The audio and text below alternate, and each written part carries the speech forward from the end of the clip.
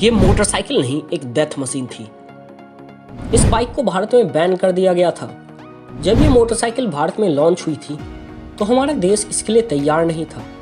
ऐसी ही कई बातें बोली जाती है the legendary the iconic motorcycle RD350 के बारे में। अब ये सब इस मोटरसाइकिल के कैरेक्टर को इंटरेस्टिंग तो बनाती है, मगर क्या ये वाकई में सच था या सिर्फ कोरी अफवाहें? आइए जानते हैं आज के इस छोटे से ट्रिब्यूट वीडियो में। 1980 के दशक में भारतीय टू व्हीलर मार्केट अच्छा ग्रो कर रहा था और उधर यामाहा भी एक मार्केट ढूंढ रही थी। तो भारत में मोटरसाइकिल मैन्युफैक्चरिंग करने के लिए 1983 में यामाहा और स्क्वाड्स का कोलैबोरेशन हुआ और एक नया ब्रांड राजदूत का जन्म। यामाहा के पास 347 सीसी की 2 स्ट्रोक मोटरसाइकिल आती थी, यामाहा RD350, जिसे लॉन्च किया गया था 1973 में और सिर्फ 2 साल बाद ही 1975 में डिसकंटिन्यू भी कर दिया गया था। अब 8 साल के बाद इसके कोलैबोरेशन ने RD350 को दोबारा जिंदा किया, मगर एक नए नाम से, राजदूत 350। अब क्योंकि भारत शुरू से ही कितना देती है का देश है, इसलिए जो RD350 भारत में आई इसमें माइलेज को फोकस किया गया था। RD350 के इंटरनेशनल और भारतीय बजट में डिफरेंस की बात करें तो यूरोप वर्जन का पैरेलल ट्विन इंजन डेवलप करता था 39 bhp पावर, जो भारत मॉडल में थी 30.5 bhp। फिर इसकी कीमत कम रखने के लिए भारतीय वेरिएंट फ्रंट डिस्क ब्रेक की जगह डम ब्रेक के साथ आया और आखिर में टैंक पर यामाहा की जगह राजदूत का स्टिकर लगाया गया। शुरू में इसके सारे पार्ट्स जापान से इंपोर्ट किए जाते थे, मगर अगले 3 साल में राजदूत ने ज्यादातर पार्ट्स इंडिया में ही मैन्युफैक्चरिंग करवाने शुरू कर दिए। ये मॉडल भारत में आया था हाई टॉर्क नाम से। अब इस ST वेरिएंट की कंपनी क्लेम टॉप स्पीड थी 130 से 135 किलोमीटर पर आवर, मगर हकीकत में ये बाइक 160 किलोमीटर पर आवर तक पहुंच जाती थी। इसकी वजह से भारतीय ट्रैफिक पुलिस की बुलेट को रिप्लेस कर दिया।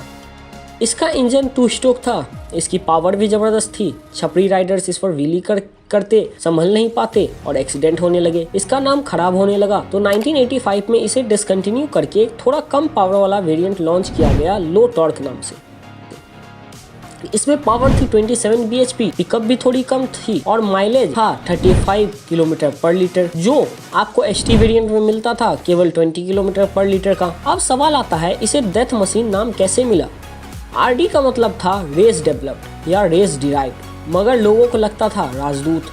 और इसके अलावा RD को एक और फुल फॉर्म मिली थी, रैपिड डेथ मशीन। इसका कारण था इसकी जबरदस्त परफॉर्मेंस। इसका ब्रेकिंग हार्डवेयर इनसफिशिएंट था, पतले से टायर आते थे, हाई स्पीड में इसकी हैंडलिंग और ब्रेकिंग बेकार थी और इस मोटरसाइकिल से इतने एक्सीडेंट हुए कि इसको एक डेथ मशीन की रेपुटेशन मिल गई। भारतीय पिताजियों ने अपने सुपुत्र को कहना शुरू कर दिया, बेटा कोई भी बाइक खरीद लेना मगर RD मत लेना, और ऐसे RD रैपिड डेथ मशीन बन गई। अब क्यों बोला गया था RD350 एक फ्यूचर की बाइक थी और वो समय उसका था ही नहीं? इसका श्रेय भी जाता है इसकी जबरदस्त परफॉर्मेंस को। ये बाइक 0 से 100 की स्पीड मात्र 7 सेकंड में पकड़ लेती थी। अब उस वक्त की भारतीय राइडर्स और भारतीय सड़कें दोनों इतनी ज़्यादा पावर संभालने के लिए तैयार नहीं थी, वहीं सब एक्सीडेंट वगैरह। अब आज की बात काफ़ी अलग है। आज यहाँ राइडिंग का एक सिस्टम है जिसे ज़्यादातर लोग फॉलो करते हैं, अगर कुछ छपड़ियों को छोड़ दे तो। और भारतीय राइडर्स और सड़कें दोनों ही काफ़ी मैच्योर हो गई है। लास्ट में इसके लिए एक बात और बोली गई थी कि इसे भारत में बैन कर दिया गया था।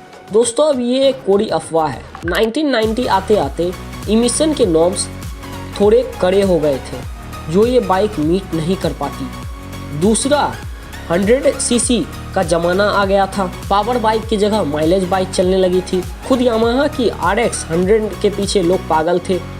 होंडा सिटी 100 ने धमाल मचा रखा था। और तीसरा RD350 18,000 की कीमत में लॉन्च हुई थी और बंद होने तक लगभग 30,000 तक पहुंच गई थी।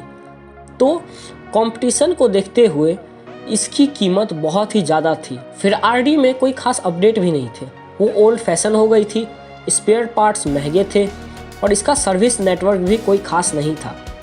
तो इन सब कारणों के चलते इसकी पॉपुलैरिटी और सेल कम होने लगी और 1990 के आसपास RD350 डिसकंटिन्यू कर दी गई और इसे बैन नहीं किया गया था।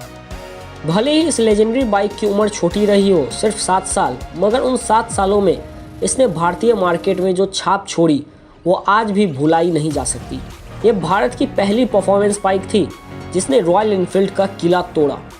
भारत में कई आरडी क्लब भी बने और आज भी इसके कदरदानों की कोई कमी नहीं है। आज भी लोग इस विंटेज मोटरसाइकिल को खरीद कर रिस्टोर करते हैं, जिसे खरीदने के लिए आपको 2 लाख या उससे ज़्यादा की कीमत पेड करनी पड़ सकती है। नीचे कमेंट में बताएं आपने इसका कौन सा मॉडल और कौन से साल में चलाया था और आपको ये बाइक कैसी लगती थी।